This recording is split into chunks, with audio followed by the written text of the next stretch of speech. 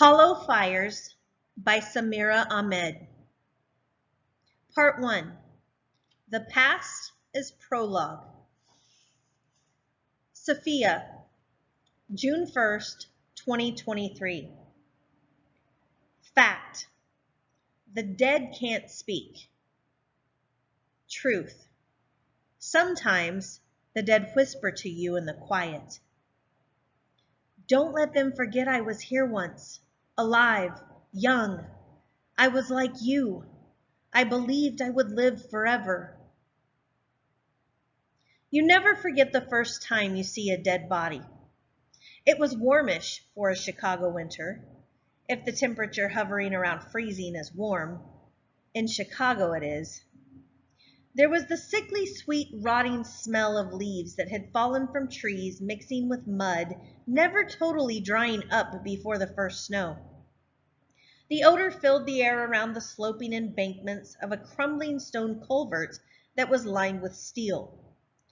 The pipe was hidden by overgrown limp grass deep in Jackson Park, and the part where no one ever goes because there are stories of ghosts and Mothman sightings. It's not the restored part of the park. The blooming Japanese garden, the shiny metal sculpture of giant petals, the bike paths, the Illinois prairie popping with blue cornflowers. It's the neglected area by the abandoned arched bridge that leads to nowhere. No one ever went there because there was absolutely nothing to see. Until the time there was. The first thing I saw was a shoe. A charcoal-colored canvas sneaker. It was damp, and there was a curved winter salt stain along its side, where the shoe had gotten wet and then dried. And another, higher watermark. Then another. Like the rings in a tree trunk that tell you how old a tree was, how long it lived before it was cut down. A passing of time. 3 rings of storms, 3 rings of floods, weathering them all alone. I remember thinking that canvas sneakers were not a good footwear choice. They weren't warm enough, even for a mild winter day.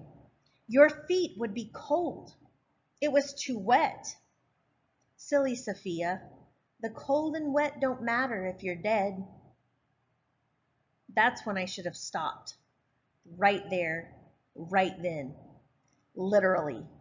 In my tracks. Called the police, moved backward and not forward into a crime scene. Would have saved me a lecture from the police. Would have saved me from the image etched forever in my mind.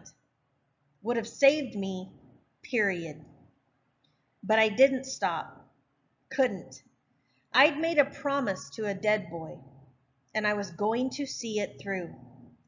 I could say it was solely the hodgepodge of clues and half-baked theories that had led me there, or my desire for justice, or my needling curiosity that my friend Asma called nosiness. But I'm not that good a liar. There was a voice, his voice, the voice of a dead boy. I didn't want to believe it, but it was there, pulling me forward, reeling me in, asking me to find the true story and to tell it.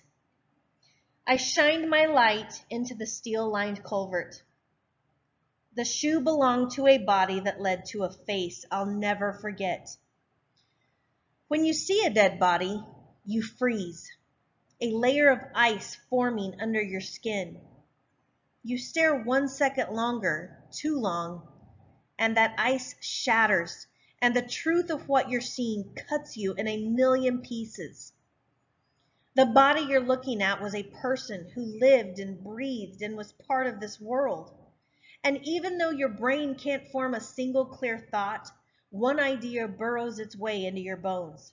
This body, this person, is now a part of you, forever. Not merely the memory of those empty dark brown eyes or their crooked blue fingers or the rigidness of their jaw half open in a silent scream. No, it's not what they looked like that you never forget. even though you never forget that either. It's that they never leave you. They are a part of your air, your sweat, the blackness behind your eyes when you try to sleep. They were young, too young, and now their too few memories are yours to protect, to hold. Their entire life was a beginning rushed to an end. They never got a middle. They never got the heart of their story. At first you ignore it, the echo, but it never goes away. It's quieter at times, the voice, and then louder, pleading, plaintive, angry. Sometimes it doesn't feel like a metaphor. Sometimes the voice sounds like your own. I'm more than lawyers' exhibits presented at trial. I'm more than the stenographer's click-clack. I'm more than the sum of small facts. I'm more than a body. My journalism ethics professor tells me that I can't report on this story. I'm too close. Even now, 16 months after I found the body. He says my job is solely to find the verifiable, immutable facts. But those facts don't give you the whole story. They don't distill the truth of how it all happened.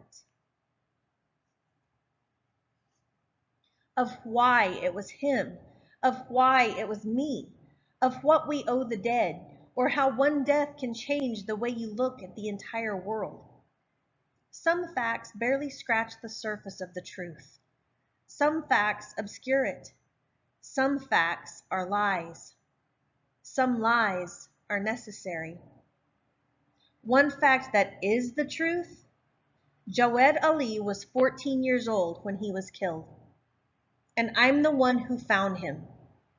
One day he was a 9th grader. Then he was accused of being a terrorist. Then he was murdered. This isn't my story to tell, not exactly. But I'm here trying to gather the truth, the whole truth, and nothing but the truth. Tugging at tangled threads of memory while the jury is still out. I could claim to be objective, but that would be a lie, and lies are what got us here in the first place. News: Crunch Online Magazine, October 20th, 2021. Muslim teen arrested on suspicion of terrorism for bringing homemade jetpack to school. When Joad Ali arrived at school Tuesday morning, he was excited to show off a cosplay jetpack he'd put together in an after-school class. But things didn't go exactly as he'd hoped. His English teacher mistook the costume accessory for a bomb and alerted administrators, who called the Chicago Police Department. In the transcript of the 911 call released by the police, English teacher Patricia Jensen can be heard frantically describing Ali as an Arab student who was wearing something like a suicide bomber vest. We'd been working on building new things from scraps and discarded items in the makerspace, Ali, the son of Iraqi refugees, told reporters after he was cleared and released from custody. So when I finished the jetpack over the weekend, I was super excited to show it to my teachers and the other kids, even though it wasn't Halloween yet. He continued, I'm sad my English teacher thought I would bring a bomb to school. Maybe she thought I was a terrorist because of my religion. Or because I'm Arab American. Why couldn't she see me as a good student, though? A good kid? Chicago Police Department spokesperson Jim Leary told reporters, police attempted to question the juvenile multiple times, but all he kept saying was that it wasn't real. He declined to give further details. Ali was taken into custody to ascertain that he wasn't a sleeper taught to blend in or distract, Leary went on to say. Upon the teen's release, the police said he would not be charged with any crime for bringing a suspicious object to school. Commander Philip McCarthy said Ali should have been more transparent and forthcoming rather than repeatedly describing the device as a jetpack. McCarthy continued, the department is cognizant of his age and at this time will not be charging him with any crimes, including a possible felony count of planting a hoax bomb. Ali is pleased he was cleared of all charges, but remains suspended from school until Friday. I don't get it, he said. If the police cleared me, why can't I go back to school? I have an algebra test this week. Joad. I made a jetpack, and they killed me for it. It wasn't even real. It was plastic and tubes, glue, and paint. I wanted to be a steampunk inventor for Halloween because I'd seen this awesome old anime called Steam Boy about a kid who liked to tinker and create stuff. Kinda like me. In 5th grade, some of the kids started calling me Contraption Kid because I loved inventing things, because someone gave me a stick of gum, 2 paper clips, and a string, and I invented a tool to sneak starbursts out of the bowl on the attendant secretary's desks. It definitely wasn't as quick and easy as walking by and pocketing a candy when her head was turned, but it was way more fun. She only bought the original flavors, but that was fine by me because orange was my favorite anyway. I wish I could taste orange now. I wish I could taste anything. For our elementary school engineering contest, I made a bridge out of popsicle sticks and tape that held 150 pennies. 20 pennies more than anyone else's. The trick was to turn the bridge upside down to hold the cup of pennies, to work against its natural bend. I got a ribbon for it and won a book about how to make cool stuff out of recyclables, called Hey, Don't Throw It Away. My parents were so proud.